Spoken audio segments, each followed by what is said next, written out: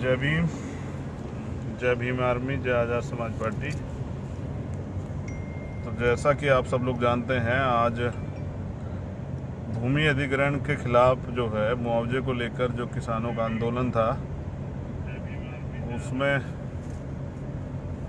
हम लोग जा रहे थे। लेकिन इस सरकार की तानाशाही देखिए। यहाँ ये डेमोक्रेटिक देश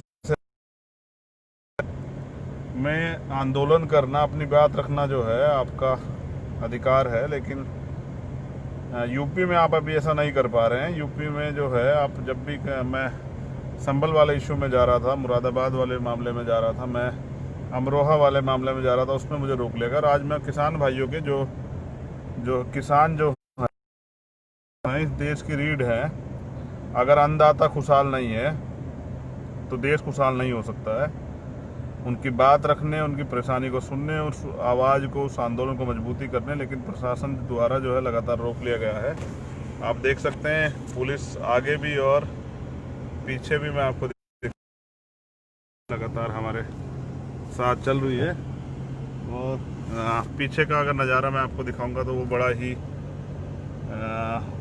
मेरे समझ बेहतरीन है। बहुजनों के पास इस तरह की चीज़ें होनी चाहिए कि बहुजन समाज के लोगों की प्रशासन द्वारा जो है इस तरह से देखभाल की जाए। 25 से 30 गाड़ियाँ पुलिस की जो है मेरे पीछे चल रही हैं, और उनका लक्ष्य एक ही है कि मैं उस आंदोलन में ना जाऊं। और मैं उनसे पूछ रहा था कि बताइए कौन सा कानून जो है वो मुझे रोकता है, जब लॉकडाउन अनलॉक 1 चल रहा है और आदमी अपनी गाड़ी से आ जा सकता है। तो मैं जब इस आंदोलन को समर्थन देने, जो जायज़ मांग है उस आंदोलन समर्थन देने जा रहा हूँ, तो उसको रोकने के लिए कौन सा कानून का प्रयोग किया जा रहा है, कौन से आदेश हैं? तो प्रशासन के पास ऐसे कोई आदेश नहीं है। बस प्रशासन का कहना है कि आप नहीं जाएंगे। मैं जानना चाहता हूँ क्या मैं इस देश में कोई अपराधी हूँ, या इस देश में मेरे कोई अधिकार नहीं है? बाबा साहब कॉन्स्टिट्यूशन ने तो हम सब लोगों को बराबर के अधिकार दिए हैं। मेरे साथ शिरीष जी भी हैं, वीरेंद्र सिंह जी जो हैं, और वो भी जा रहे थे किसानों की आवाज़ को बढ़ाने के लिए। हमारे साथ हिमांशु भी है, छोटा भाई। जय भीम। तो हिमांशु भी जो है, हम सब लोगों का प्रयास ये था कि उस आंदोलन को मजबूत किया जाए, और हमारा अपना समर्थन जो है हमने पहले ही दे दिया था। लेकिन सड़क के, क्योंकि मेरी तो पहचान ये आंदोलन से है, सड़क को उस आंदोलन को पहुंचाने के लिए, क्योंकि इस देश में जब संसद में किसान नहीं है और जब मजदूर नहीं है तो उनकी आवाज़ भी नहीं उठेंगी। सर छोटू राम वो कहते थे मंडी और पाखंडी दोनों से बच के रहना। मंडी का मतलब होता है व्यापारी, और पाखंडी जो झूठ के दम पे जो है कार्य करते हैं। तो मंडी से बचने का मतलब यही था कि राजनीति में व्यापारीकरण नहीं होना चाहिए। आज व्यापारीकरण हो गया। परिणाम ये है कि किसानों की, मजदूरों की कोई आवाज़ नहीं उठाने वाला है। अच्छे सच्चे लोग, ईमानदार लोग विधानसभा में, और पैसे वालों की सरकारें होगी, पैसे वालों की राजनीति होगी, तो गरीबों की बात नहीं हो पा रही है। मैं ये बता देना चाहता हूँ, अगर अब भी आप इसमें राजनीति में भागीदारी नहीं करते हैं, अब भी आप जैसे काम करने वाले कर्मठ नौजवान साथी वहाँ नहीं जाते, ईमानदार लोग नहीं जाते, पुराने लोग नहीं जाते हैं, तो आप समझिए कि वो दिन दूर नहीं कि यहाँ की राजनीति जो है वो व्यवसाय जो बन चुका है उसके साथ साथ वो ख़त्म भी हो जाएगी।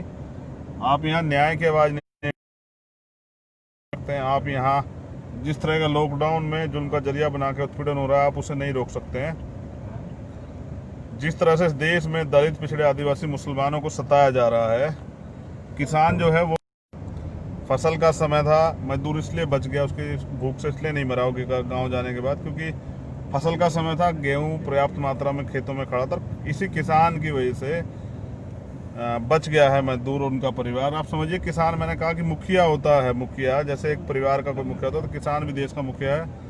अगर वो परेशान है, उसकी हालत ख़राब है, तो आप समझिए देश के हालत जो है अच्छे नहीं है। तो कोई दिक्कत नहीं है, इससे घबराने की जरूरत नहीं है। गिरफ्तारियों से, मुकदमों, जेल से तो हम पहले भी नहीं डरते थे, किसी भी हालत में डरते, आज नहीं डरते और आने वाले जीवन में कभी नहीं डरेंगे। लेकिन ये भी एक सत्य है कि जिस तरह की तानाशाही की जा रही है, तानाशाही जो है मुल्क के लिए अच्छी नहीं है। इस झूठी सरकार की कमर तोड़ देगा। आने वाले दिनों में ये नौजवान जो हैं, जो पूरे देश में तंग हाल हैं, ये आपको सबक सिखाएंगे। मेरी बहुत बहुत मंगल कामनाएं। उस आंदोलन को मेरा आज भी समर्थन है, हमेशा भी रहेगा। सड़क पे भी अगर लड़ाई लड़नी पड़ी तो हम सड़क पे भी लड़ाई लड़ेंगे। बाकी कोई परेशान होने की जरूरत नहीं है। जेल जाना या मुकदमे से डरना या आंदोलन की जाना, ये हमारे महापुरुषों ने हमें नहीं सिखाया। आप लोग जुड़े रहिएगा।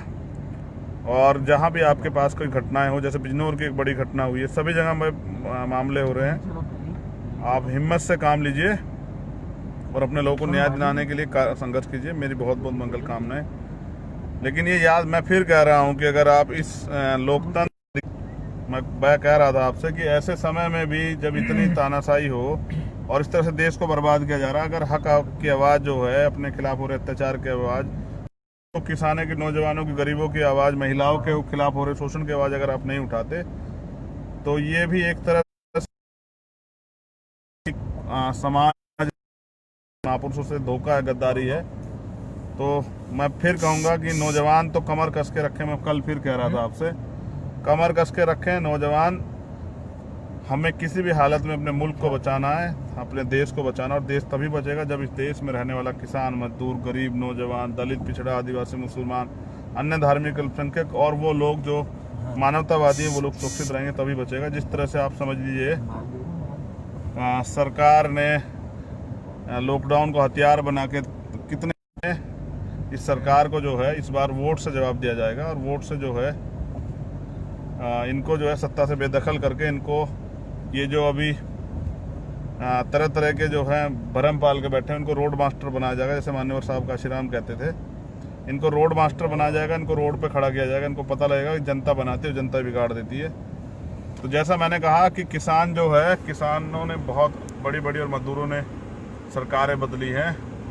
अब आने वाले समय में ये किसान और मजदूर जो है इस सरकार को भी, जो तानाशाही सरकार है जिसने देश को बर्बाद किया, उसको बदल देंगे। जय भीम, जय भारत।